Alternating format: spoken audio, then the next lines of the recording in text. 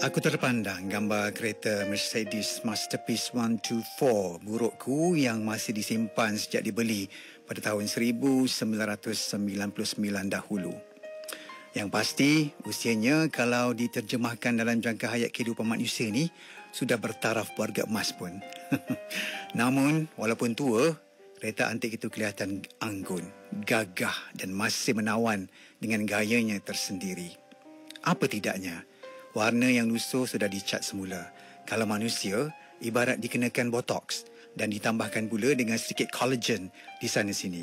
Akhirnya, keterampilannya amat menyerlah. Benalah ibarat kata orang, biar miskin tapi bergaya. Biar apa-apa, asal bergaya. Begitulah diibaratkan kereta kesayanganku itu. Bila bercakap hal Mercedes ni, aku ada dua perkara untuk dikongsikan. Aku tidak dapat menahan air mata teringatkan ayah dan ibuku. Ibu dan ayah telah lama meninggalkan aku. Ibu pergi dalam serba kepayahan sewaktu aku masih menuntut di universiti. Semester 1, tahun 1. Ayah pula sewaktu hayatnya sentiasa mengingatkan anak-anaknya, kamu semua esok hari kalau nak kahwin, ayah nak kamu berdikari dan tanggung sendiri semua biayaan urusan perkahwinan masing-masing. Ayah hanya bantu mana yang patut saja.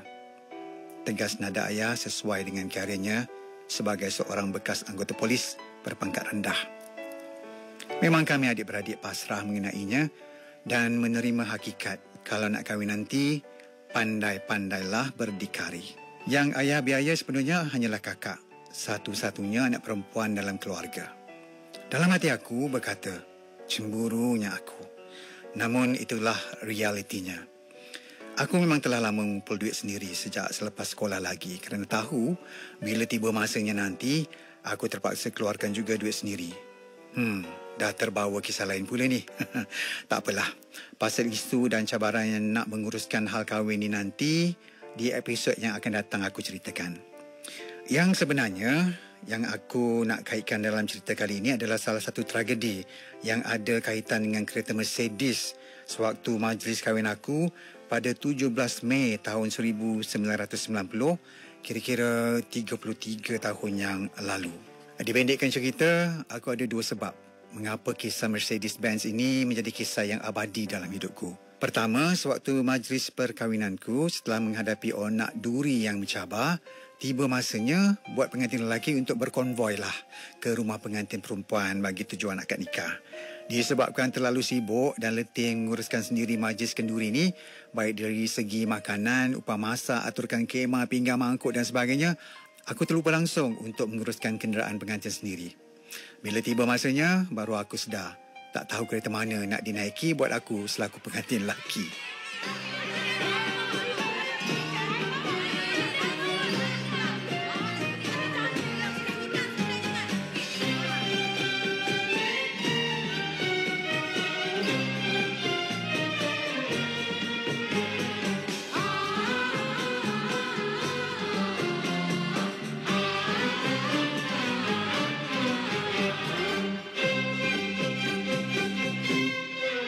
Kami meminta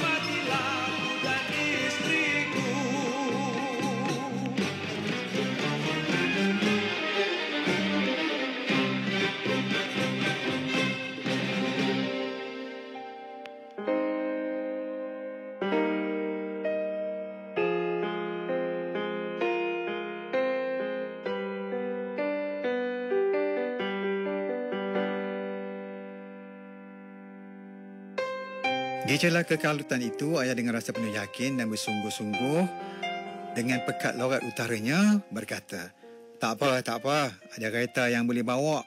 Tunggu sat ayah aturkan. Aku perhatikan saja dengan penuh tanda tanya. Kereta siapa yang nak ayah uruskan ni?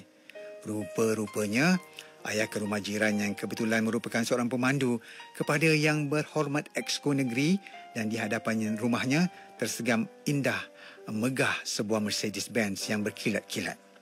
Belum sempat ayah melangkahkan kaki, aku katakan, Yah, jangan Yah, itu kereta kerajaan. Dalam hati aku, biar macam mana pun baiknya ayah dengan jiran pemandu itu, macam mana sekalipun mustahil pemandu berkenaan berani nak gunakan kereta YB Exco untuk bawa aku. Beliau kan hanya seorang pemandu yang bawa pulang kereta tu ke rumah untuk makan tengah hari. Tak pasal-pasal nanti, percuma je kena buang kerja. Walaupun puas memujuk ayah supaya tidak meneruskan niatnya, ayah teruskan jua. Tak lama lepas tu, ternyata apa yang aku katakan semuanya benar berlaka. Aku nampak jelas wajah ayah amat sedih dan hampa. Ayah hanya katakan, tak dapat. Ayah cuba untuk berikan yang terbaik kerana ayah tahu bakal isteriku adalah anak seorang pegawai tinggi kerajaan negeri. Kata ayah, dia pun nak tengok juga anaknya bergaya di hari perkahwinannya. Aku sambut tangan ayah dan mencium tangan ayah. Tak apa ayah, terima kasih atas niat dan hasrat suci ayah tu. Tapi kita kena terima hakikat ayah. Kita orang susah dan tak mungkin kita mampu semua tu. Yang saya dambakan hanyalah restu dan doa ayah buat saya. Itulah yang mengatasi segala-galanya buat saya, ayah. Lantas secara spontan, aku telah meminta Ehsan, kawan abang aku, untuk gunakan keretanya sebagai kereta pengantin. Kesian juga aku pada kawan abang tu. Terkedu dia. Apa tidaknya, katanya dia tak sangka pula kereta Proton Saganya itu yang penuh dengan pampers, kasut dan mainan anak-anak yang bersepah dah jadi kereta pengantin. Namun, Alhamdulillah, setelah dialihkan semuanya, masuklah aku ke dalam kereta berkenaan. Aku tidak malu untuk menceritakan di sepanjang perjalanan sambil mencengkam seekor teddy bear yang aku jumpa di bawah kursi depan kereta pengantin. Kalau orang lain, waktu itulah saat yang paling gembira dan berbahagia sekali. Tapi bagi aku, dalam kegembiraan itu, air mata jatuh bercucuran, melepaskan kesedihan teramat kerana pertama, terlalu teringatkan arwah ibu yang tak berkesempatan untuk melihat anaknya. Ditambah pula dengan tragedi Mercedes yang berlaku. Sedih menjadi bertambah pilu. Ya, bukan soal Mercedes tu. Tapi lebih kepada kesedihan apabila melihat kesungguhan dan kekecewaan ayah yang mungkin tidak faham dengan keadaan hanya semata-mata kerana inginkan anaknya juga menaiki Mercedes sebagai Rajasari. Ya Allah, Kau rahmatilah ayah dan ibuku yang banyak berkorban untuk aku. Al-Fatihah buat mereka. Bila sampai di rumah pengantin perempuan, mata aku sudah bengkak. Mata yang sepit ni menjadi bertambah sepit. Semua orang perasan keadaan itu. Tapi aku tetap kontrol macho. Okey. Pasal kisah seterusnya ni kita tunggulah ruangan akan datang ya. Namun bagi cerita kali ini memadai jika aku hanya kongsikan kisah yang berkaitan dengan tajuk saja, itu kereta Mercedes.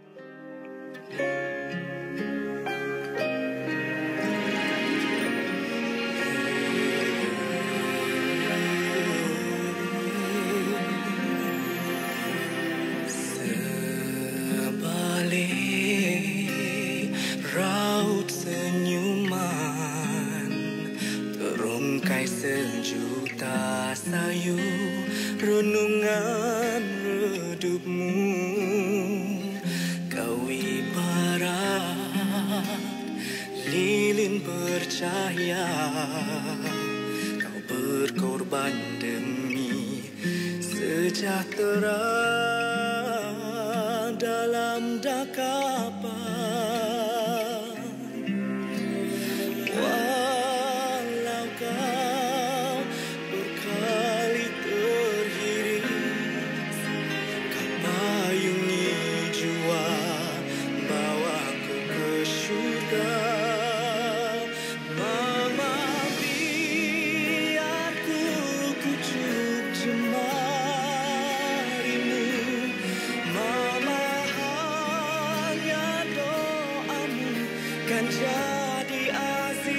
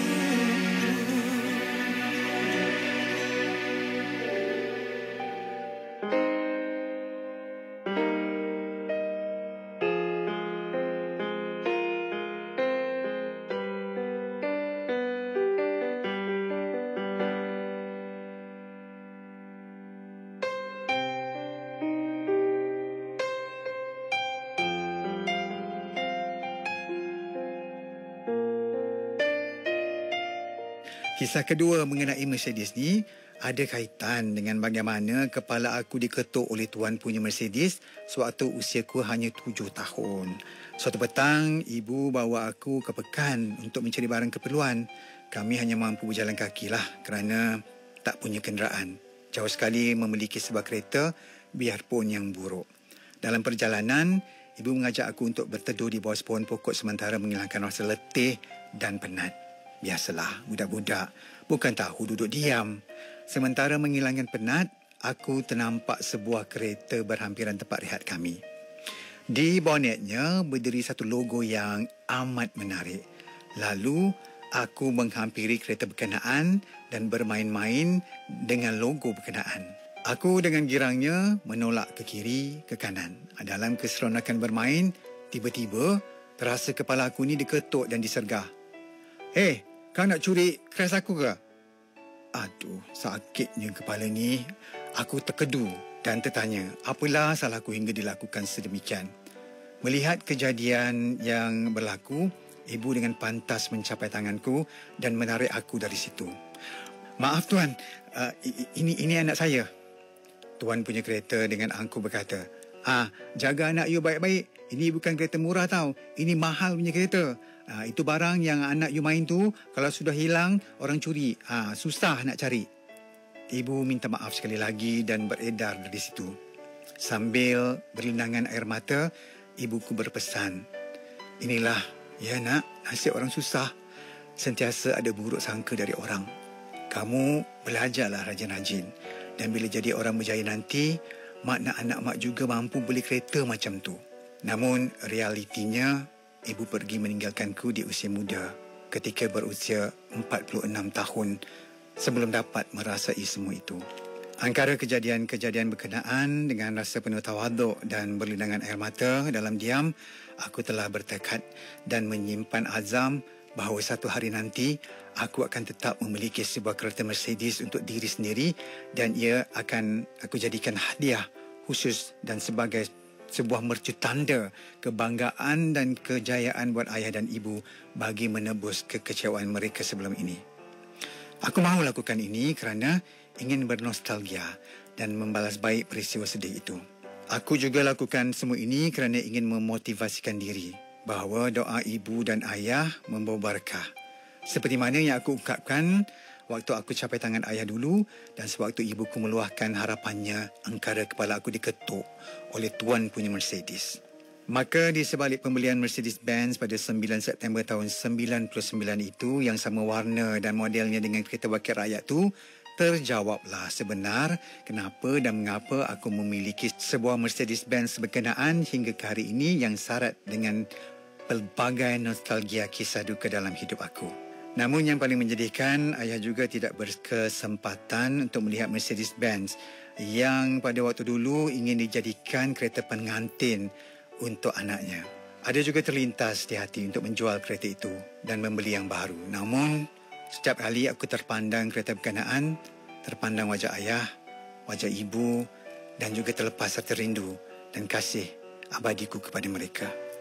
Rasanya, Mercedesku itu akan terus bersamaku sehinggalah tersadai di mama usia dan berkubur bersama aku hingga ke akhir hayat.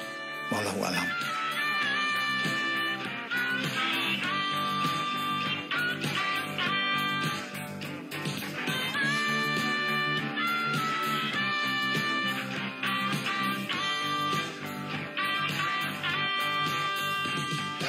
Langkawi kita belayar, singgah sebentar berjual beli.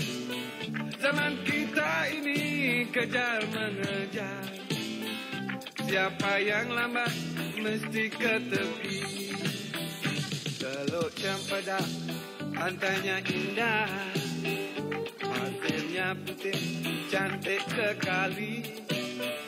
Bukannya mudah, perkara mudah kalau tak coba berkali-kali. Hei orang kita, khatulistiwa,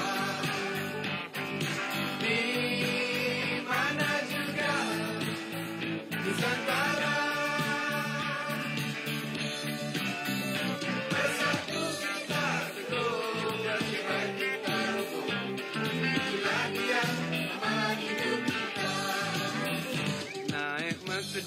ke sungai petani, ramainya orang ke pesta ria.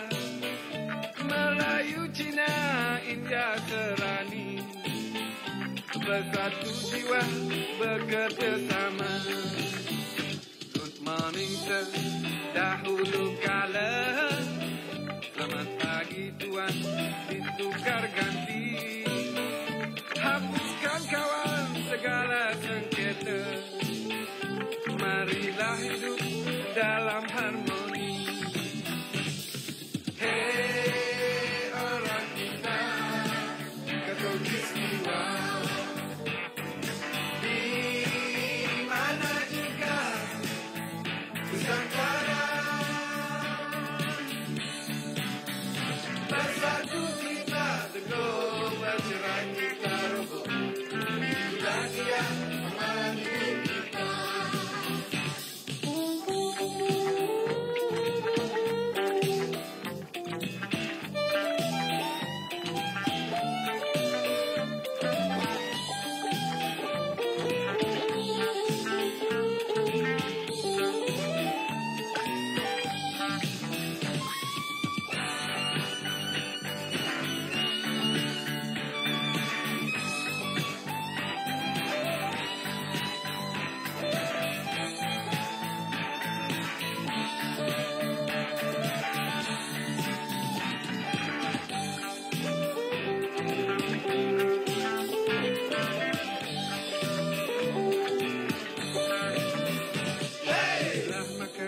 Tembikai Cina, rasanya manis umpama gula. Wahai adik-adik, abang bertanya, sudah besar nanti nak jadi apa? Timurlah barat, utara selatan, dari Surabaya ke Singapura. Memang tidak dapat kita nafikan, Malaysia maju dan kaya raya. Hei orang kita, katulistiwa, di mana juga Nusantara, bersatu kita teguh, bercerai kita roboh, itulah dia